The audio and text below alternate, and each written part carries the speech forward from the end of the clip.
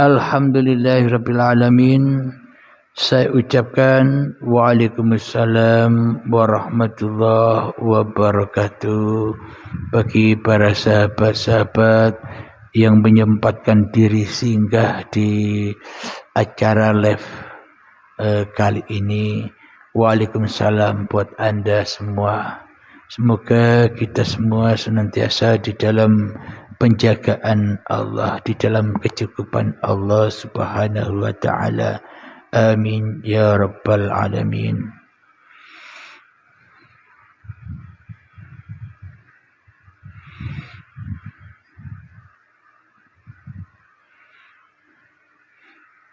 Alhamdulillahirabbil alamin. Kira-kira para sahabat ada yang mau bertanya-tanya atau ada yang mau naik? Silakan, mungkin bisa menyempurnakan, menambah-nambah kajian-kajian yang sudah dikaji tadi. Silahkan sahabat-sahabat. Saya tunggu 5 menit. Assalamualaikum Kang Soriku. Salam satu selalu. Alhamdulillah. Suaranya kok kecil ya? Saya dalam kereta.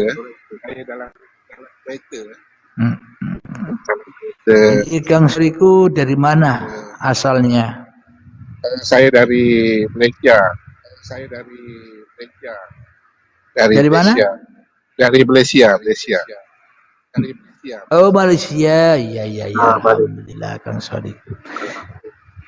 Kira-kira apa yang mau ditambah-tambahkan tentang kajian tadi, Kang Mas?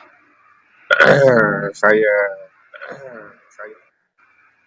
hanya mendengar dan mendengarkan untuk suaranya kurang besar, Kang Mas. Mungkin kurang dekat dengan mic-nya mungkin. Saya ini di lampu merah. Saya dalam kereta. Jadi sedikit. Ya. Apa yang mau ditambah-tambahkan, Kang Mas? Waalaikumsalam, salam sehat selalu juga. Saya coba belajar dan mendengar dengan teliti apa yang dikerjakan. Semoga saya ke depan ini saya dapat dan lebih baik. Di YouTube Uripe Allah sudah diikuti? Belum lagi. Nanti saya akan sana. Ya, jadi live ini saya unggah kembali di YouTube Uripe Allah. Jadi bisa dilihat di situ berbagai macam judulnya. Insya Allah ada 3.000 lebih video di situ. Iya, salah saya akan sana.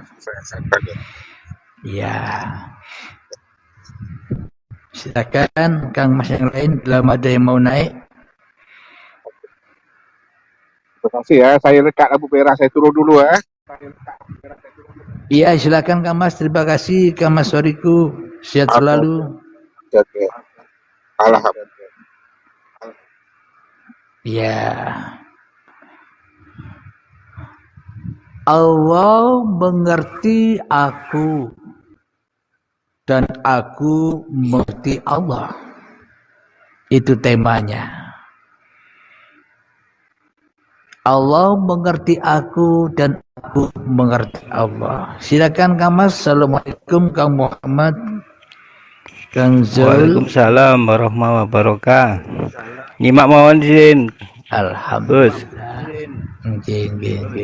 Monggo disimak. Alhamdulillah. Allah wajib mengerti aku dan aku tidak wajib mengerti Allah. Kenapa? Karena aku dari Allah. Contoh, Anda atau aku, saya wajib mengerti barang-barang apapun yang kumiliki. Seperti baju, celana, jam tangan, HP, dan sebagainya. Rumah, motor, mobil, pesawat, dan lainnya. pangkat dan jabatan kita. Alhamdulillahirabbil alamin. Tanpa hidup semua itu tak ada. Jadi wajib Allah mengerti aku. Kenapa? Karena semua itu ada karena Allah. Bukan karena aku sendiri. Tapi kenyataannya selama ini seolah-olah hanya aku yang mengerti Allah. Tapi Allahnya gaib. Ya enggak? Aku mengerti Allahnya hanya mengerti bayangan halusinasi saja. Padahal Allah yang dipahami oleh hawa nafsu ini Allah ciptaan-ciptaannya sendiri. Apa Allah ciptaan hawa nafsu ini? Harta, tahta, wanita dan apa-apa yang disenangi oleh hawa nafsu, yaitulah Allah ciptaan hawa nafsu. Seolah-olah dijadikan Tuhan apa yang diingat di dalam hatinya. Salat, ingat yang selain Allah, ingat harta, ingat jabatan, ingat pasar, ingat tuku. Ya itulah Tuhan-Tuhan atau Allah ciptaan manusia. Selama ini manusia mempertuhankan itu. Kenapa? Karena manusianya merasa mengerti Allah. Bukan Allahnya yang wajib mengerti manusianya. Bila manusianya sudah tidak mengerti Allah lagi, maka baru Allah yang wajib mengerti manusia. Manusianya kembali kepada Allah, kembali kepada kekuasaan Allah, kembali kepada kehidupan Allah, kewujudan Allah. Maka hancur leburlah manusianya di sisi Allah, kembali dari tak ada menjadi tak ada. Manusia dulu dari alam gaib kembali gaib, maka nyatalah wujudullah. Bila nyata wujudullah, ya itulah surga Allah itu. Ada pertanyaan ini, izin bertanya, kenapa surat Al-Fatihah situ dikirim kepada roh? Mainannya apa? Maknanya apa? Al-Fatihah surat pembuka. Saya bacakan ya surat Al-Fatihah ya. A'udzu billahi minasyaitonir rajim. A'udzu billah. A'udzubillah, aku berlindung kepada Allah. Lah bila aku berlindung kepada Allah, ya kita kan wajib jumpa Allah dulu. Kalau aku berlindung kepada Allah, ya kita kan harus ketemu dulu dengan Allah untuk berlindung. Aku berlindung kepada Allah, ya kita harus menyaksikan dulu Allah yang mana, baru kita bisa berlindung kepada Allah, ya kan? Namun bila Allahnya gaib, Allahnya tidak ada, bagaimana mungkin aku berlindung kepada Allah? Jika kita hanya berlindung kepada hawa nafsu kita sendiri selama ini tanpa kita sadari, memang seolah-olah berlindung kepada Allah. Allah yang mana? Allah yang kita ciptakan. Hawa nafsu. Jadi a'udzubillah, aku berlindung kepada Allah itu ya harus jelas dulu Allah itu yang mana. Ya harus disaksikan dulu, ya harus menghadap dulu, ya harus ketemu dulu, baru bisa berlindung kepada Allah. A'udzubillahi minasyaitonir rajim. Dari godaan setan yang terkutuk. Nah, bagaimana mungkin kita bisa berlindung dari godaan setan yang terkutuk, sementara yang jadi setan yang terkutuk adalah diri kita sendiri? Masa kita berlindung kepada diri kita sendiri? Bila kita berlindung kepada diri kita sendiri, yo jangan jadi Tuhan di dalam dada kita. Itu maknanya. Usir iblis dan setan ini di dalam dada kita sehingga suci bersih hanya Allah yang ada. Itu maknanya berlindung kepada Allah. Allahnya wujud, setannya wujud, baru bisa diperangi. Bila setannya goib, tidak wujud, ya sampai kapanpun kita tidak bisa perang dengan yang goib.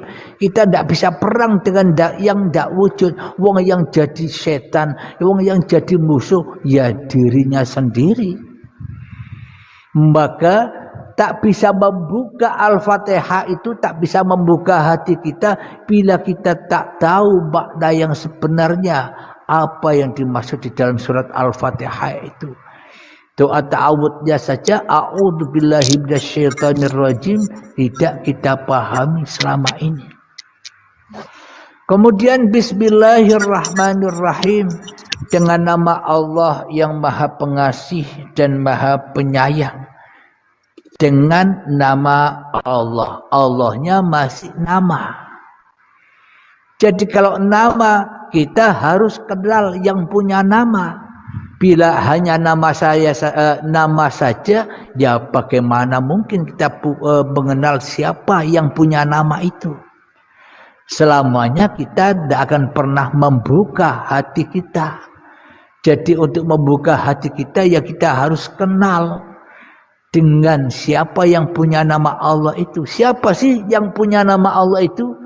Allahu la ilaha illa huwal hayyul qayyum. Allah, tiada yang berhak disembah, dialah hidup yang kekal, lagi terus menerus menghidupi atau mencukupi seluruh ciptaannya. Jadi siapa sih yang punya nama Allah itu? Dialah hidup yang selama ini engkau aku sebagai hidupmu. Itulah Allah. Uripe Allah, bukan uripe manungsa.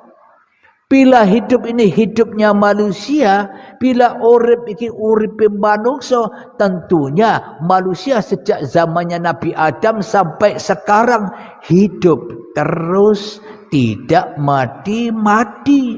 Kenapa? Karena punya hidup sendiri-sendiri. Bila punya hidup sendiri-sendiri, ngapain mati? Lalu kenapa manusia pada mati? Sejak Nabi Adam sampai sekarang banyak orang yang sudah mati sesuai umur-umurnya. Karena memang manusia tidak punya hidup. Hidup inilah Allah, Tuhannya seluruh manusia. Kenapa? Karena seluruh manusia diperankan Allah. Al-insanu sirri wa ana sirruhu. Karena manusia adalah rahasia Tuhan. Karena manusia adalah khalifah Tuhan. Karena manusia adalah makhluk Tuhan. Karena manusia adalah rasul Tuhan. Karena manusia adalah utusan Tuhan. Karena manusia adalah pesuruh Tuhan bagi manusia yang sadar bahwa manusia hanyalah makhluk, bukan pencipta. Alhamdulillahirabbil alamin.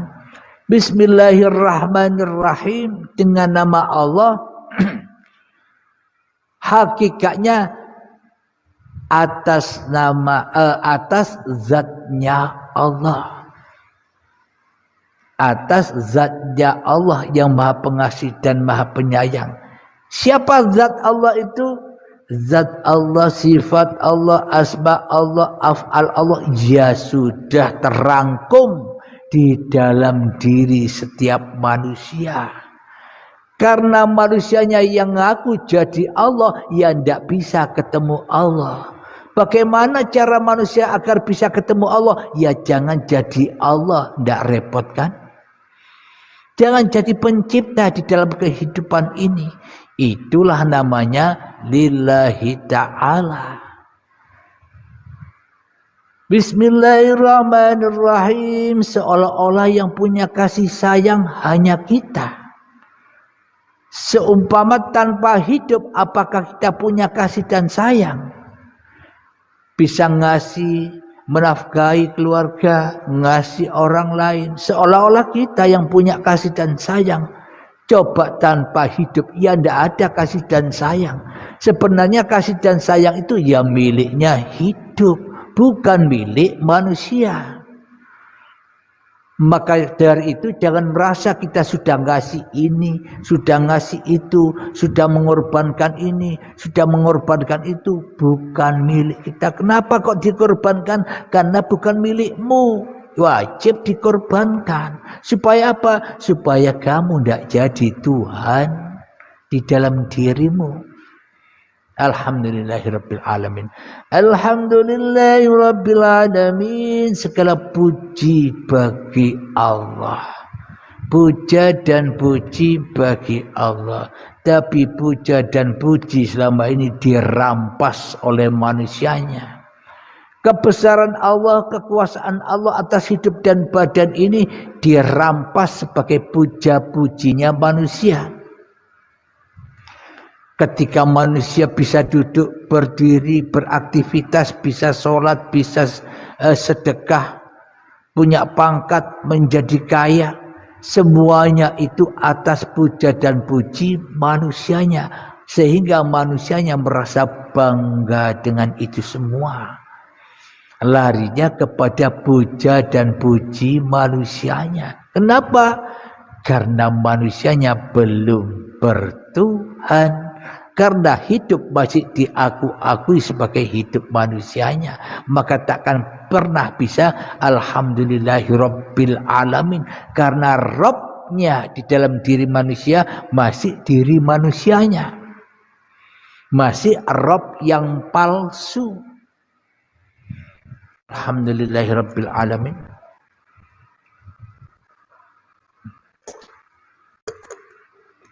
Ar-Rahmanir Rahim,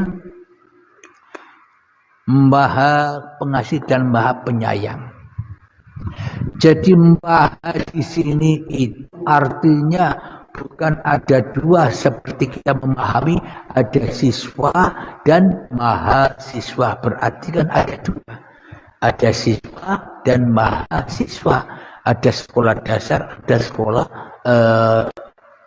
kekuliahan. Ada siswa dan mahasiswa. Akan tetapi Maha Kasih dan Maha Sayang ini makna di sisi Allah ini tidak ada saingannya, tidak ada tunggalnya, tidak ada yang menyamainya. Maknanya kasih sayang ya hanya milik Allah, bukan milik yang selain Allah. Jadi kata Maha ini yang ada hanya Allah. Maha wujud, maha hidup, maha mendengar, maha melihat. Itu semua ya Allah. Kenapa? Karena tanpa uripe Allah semuanya tidak ada. Dengan uripe Allah inilah maha itu terjadi, maha ada. Apapun itu dimahai oleh Allah. Kenapa? Innallaha ala kulli syai'in qadir. Sesungguhnya Allah berkuasa atas segala sesuatu. Tak sebiji darah pun bisa bergerak tanpa izin Allah. Inilah yang mahanya Allah itu ketika manusia sudah ketemu dengan hakikat sejati diri manusianya yang hanya makhluk, bukan pencipta. Maliki yaumiddin, yang berkuasa atas hari kebangkitan. Malik, jadi manusia yang masih erat kepemilikan manusianya, yang tidak bangkit manusianya, tidak akan ketemu dengan hari kebangkitan. Kenapa? Karena manusianya masih disiksa di alam kubur, belum ketemu kiamatnya, belum ketemu pilihan baik, masih di penjara, terbelenggu dengan muluk, dengan Al-Malik kepemilikannya, masih jaga anar, panas terus, susah terus, takut terus, harta yang banyak yang dimilikinya tidak bisa membahagiakannya, akan tetapi harta yang dimilikinya malah menyiksa-nyiksa, memanas-manasi hatinya. Kenapa itu semua terjadi? Karena hatinya masih mati. Karena hatinya masih keras, melebihi keras batu, ya disiksa terus. Ya itulah alam kubur itu. Bukan nanti. Sekarang sudah terjadi alam kubur. Kuburannya di mana? Badan-badan yang dari tanah itulah kuburannya. Disiksa sampai kapan? Abadan abada sak lawas-lawase, selama-lamanya hingga waktu yang ditentukan. Kapan? Saat sakaratul maut tiba, saat kiamat datang. Ketika hancur lebur langit dan bumi, ketika hancur lebur hidup dan badan yang selama ini kita aku sebagai milik kita, yaitulah batasannya sakaratul maut itu. Iyyaka na'budu wa iyyaka nasta'in. Kepadamulah kami menyembah dan kepadamulah kami memohon pertolongan. Ketika kita belum bisa menyembah kepada Allah, kita akan pernah bisa mendapatkan pertolongan Allah. Wong ndak nyembah, bagaimana bisa menolong orang yang ndak nyembah? Ibarat begini, kita tenggelam di lautan. Tenggelam di lautan, ada orang yang memberikan ban mobil untuk menyelamatkan kita agar kita tidak tenggelam di lautan. Akan tetapi kita tidak mau meraih ban itu, malah kita menjauh dari ban itu, ya mati. Wong kita tidak bisa menyelamatkan diri kita sendiri. Maknanya kita belum menyembah Allah. Kita belum kenal, belum menghadap, belum menyaksikan Allah. Bagaimana mungkin Allah akan memberi pertolongan? Wong yang kita saksikan di dalam hati kita selama ini hanyalah hawa nafsu kita sendiri yang ada, yang wujud, yang nampak, yang jelas. Hawa nafsu kita sendiri yang kita tauhidkan, yang kita esakan, yang kita ahadkan selama ini. Bagaimana mungkin kita bisa ditolong oleh Allah yang tidak kita sembah? Tentunya kita selama ini hanya ditolong oleh hawa nafsu kita sendiri, ditolong oleh iblis dan setan. Ditolong apa? Ditolong agar tambah jauh dari Allah oleh iblis dan setan, agar supaya tidak mengenal Allah. Contohnya apa? Ketika kita sholat, kata iblis, ayo bro, sholat ke masjid bro, agar kamu dikatakan orang alim, agar kamu dikatakan orang ahli ibadah, agar kamu dikatakan orang mulia. Ayo ke masjid bro. Ke masjidlah kita. Setelah ke masjid, Allahu Akbar, sholat 5 waktu. Kemudian iblis dan setan mengajak, ayo bro kita jalan-jalan, ngapain kau di sini? Inilah tanda-tanda bahwa kelihatannya iblis memang mengajak kepada ibadah, kepada sholat, tapi ujung-ujungnya maksiat. Dijauhkan kita dari Allah. Apanya yang dijauhkan? Ingatannya. Apanya yang dijauhkan? Zikirnya. Wong selama ini kita tak pernah berzikir kepada Allah. Yang kita lakukan selama ini hanya deleming-deleming, hanya moco-moco, hanya berkalam-kalam saja. Bukan ingat itu, bukan zikir, tapi deleming, ngomong, ngucap, bukan zikir. Subhanallah, subhanallah, subhanallah, alhamdulillah, alhamdulillah, alhamdulillah, Allahu Akbar, Allahu Akbar, Allahu Akbar. Itu ucapan, bukan zikir. Tapi di dalam ucapan yang kita ucapkan tadi, yang kita zikiri di dalam hati kita, setan Yang kita zikiri di dalam hati kita, hawa nafsu kita sendiri yang merasa bisa membaca subhanallah, alhamdulillah, wala ilaha illallah. Karena kita merasa selama ini sebagai Tuhannya, Tuhan di atas Tuhan. Bagaimana mungkin Allah akan menolong kita sedangkan kita ingkar kepada Tuhan? Coba dipahami. Bagaimana mungkin Allah menolong orang yang tidak percaya kepada Tuhannya? Ya muhal dong. Iyyaka na'budu wa iyyaka nasta'in. Kepadamulah kami menyembah dan kepadamulah kami memohon tolongan. Ya harus kenal dulu baru ditolong. Ihdinas siratal mustaqim. Tunjukilah kami jalan yang lurus, bukan jalan yang bengkok. Apa sih jalan yang lurus itu? Jalan yang lurus menuju lillah. Wat siratal mustaqim. Saat duduk sampai kepada Allah. Saat merokok sampai kepada Allah. Saat sholat sampai kepada Allah. Saat bekerja sampai kepada Allah secepat kilat.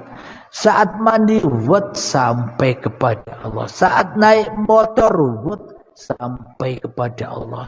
Sampai ketika memakai mobil sampai kepada Allah. Itulah yang dimaksud ihdinas siratal mustaqim.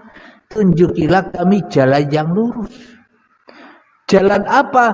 Jalan menuju pulang kepada Allah. Bukan jalan lurus, jalan-jalan dohir itu seperti jalan tol.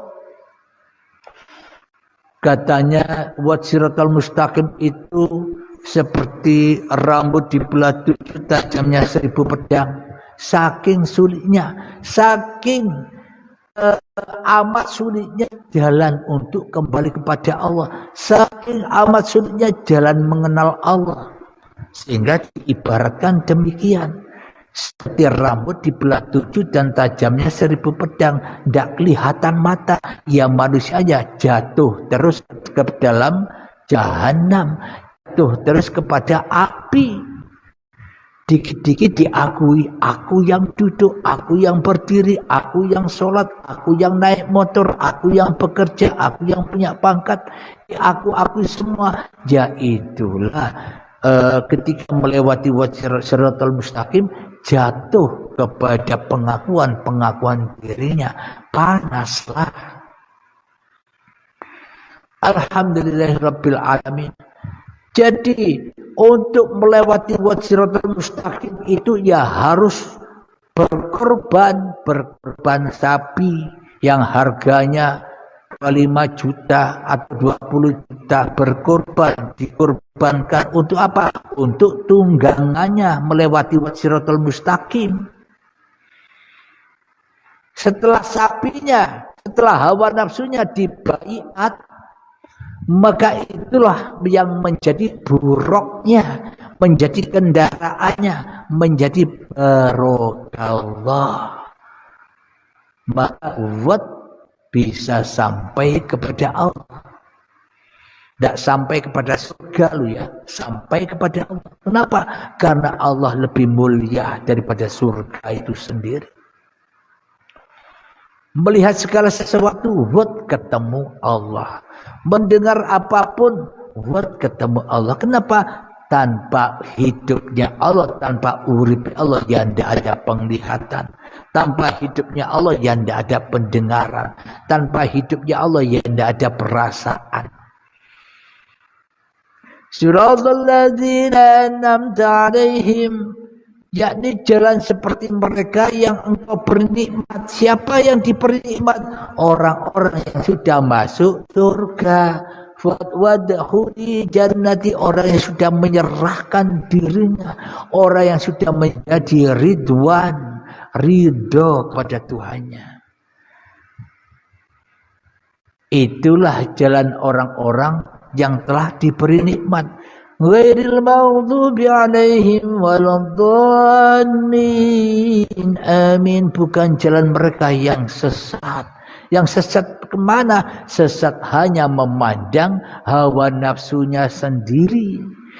Sesat hanya menyaksikan dirinya sendiri di hatinya. Ya sesat semua apa yang dilakukannya. Sholatnya sesat, ibadahnya sesat, pandangannya sesat, pendengarannya sesat. Apapun yang diaktivitaskan sesat semua. Kenapa?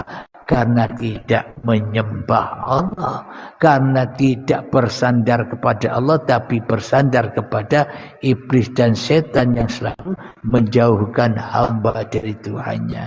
Alhamdulillahirabbil alamin. Semoga saya dan semoga kita semua dipahamkan oleh Allah Subhanahu wa taala. Amin ya rabbal alamin.